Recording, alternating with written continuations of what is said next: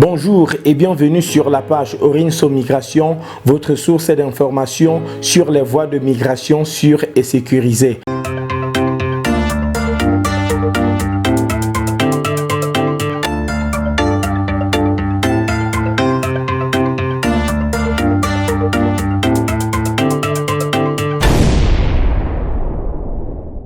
La vidéo de ce jour constitue une fiche d'information sur le visa Schengen. Lors de la récente vidéo, je vous parlais des deux types de visas qui existent pour l'Allemagne. Nous avons parlé du visa de long séjour et du visa de court séjour. Aujourd'hui, nous allons nous attarder sur le visa de court séjour, encore appelé visa Schengen. La question centrale étant celle de savoir quels sont les documents nécessaires pour l'obtention d'un visa Schengen. Avant de les lister, précisons que ces documents doivent être constitués en deux dossiers. Nous avons un premier dossier qui doit porter, n'est-ce pas, ces documents originaux et un deuxième dossier qui doit porter la copie de ces documents originaux. Ceci voudrait dire que tout ce que vous avez à faire comme document doit être fait en deux exemplaires. Un document original et la copie de ce document original. Et c'est cette copie qui va constituer le deuxième dossier. Voici donc les documents et registres généraux. On va les numéroter de 1 à 13. C'est parti. Numéro 1, les frais de demande.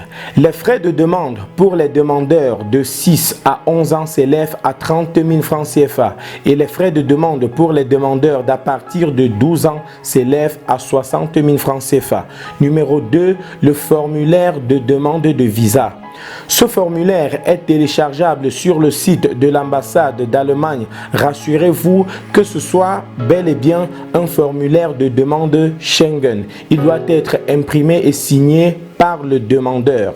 Numéro 3, la photo d'identité. La photo d'identité doit être biométrique, c'est-à-dire visage filmé de face. Elle doit être récente sur un format de 35 sur 45 mm, non retouché, les yeux non couverts sur un fond incolore et clair. Numéro 4. Le passeport. Veuillez vous assurer que vous avez un passeport valide et qu'il restera au moins 3 mois après votre séjour en Allemagne. Ceci voudrait dire que si vous avez effectué un voyage pour 3 mois en Allemagne, veuillez vous rassurer qu'après ces 3 mois, votre passeport reste encore valide pour au moins 3 mois. Et si vous avez eu à faire des voyages au préalable, si vous avez des cachets dans votre passeport, faites également la photocopie de ces pages avec cachet et assurez-vous encore d'avoir au moins 2 pages vierges où on peut encore cacheter.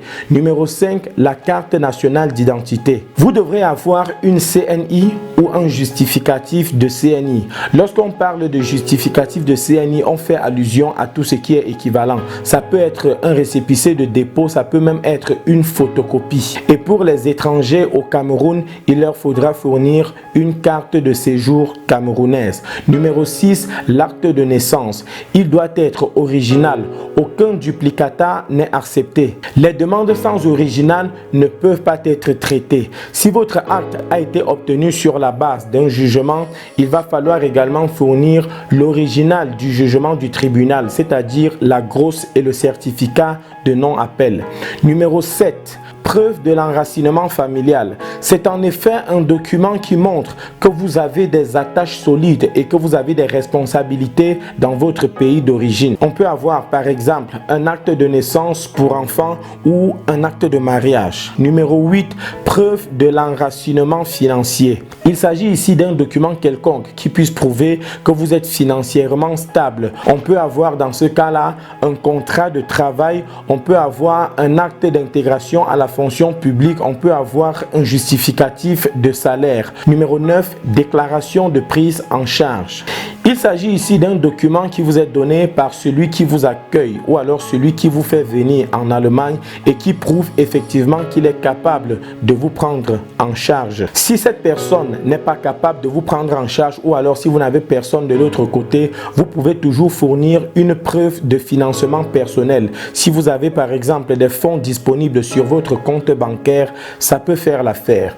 Numéro 10, attestation de logement. Vous devrez fournir un document document qui certifie qu'en Allemagne, vous avez effectivement un logement. Ça peut être une attestation d'accueil ou une réservation d'hôtel. Numéro 11. Le numéro 11 constitue, n'est-ce pas, les documents complémentaires pour les demandes de visa pour mineurs. Les mineurs ou encore les demandeurs de moins de 18 ans doivent fournir sur leur formulaire de demande Schengen les signatures de leurs 2 parents ou tuteurs. Ils devraient également fournir la preuve d'origine au Cameroun. Ça peut être par exemple un certificat d'études. Pour les mineurs voyageant sans leurs parents, il faudra un permis de voyage, n'est-ce pas, signé par les parents ou les tuteurs, ainsi qu'une photocopie de CNI ou de passeport de ces 2 parents ou des tuteurs. Numéro 12. Assurance maladie. Il s'agit ici d'une police d'assurance qui couvre les frais de maladie ainsi que les urgences de santé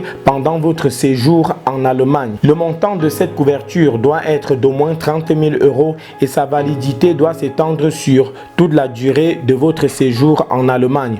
Numéro 13. Pour finir, la réservation du vol. Lorsqu'on parle de réservation du vol, on fait allusion à un document qui prouve qu'effectivement vous avez un itinéraire, c'est-à-dire un document qui prouve que vous êtes effectivement engagé dans votre projet de voyage. Beaucoup pensent qu'on parle ici de l'achat d'un billet d'avion, mais il ne s'agit pas nécessairement de cela. Il s'agit ici plutôt d'une réservation provisoire ou encore d'une confirmation d'itinéraire. Cela peut s'obtenir en ligne. Vous pouvez contacter les agences de voyage qui sont plus proches de vous. Air France, Turquie, Bruxelles, bref, tout ce que vous avez et qui soit proche de vous.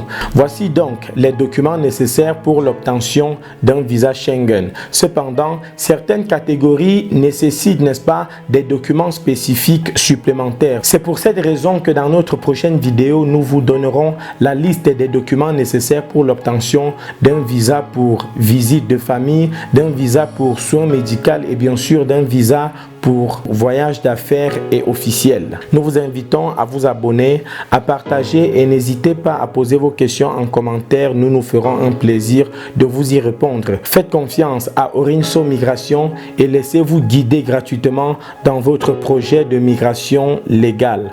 À très bientôt.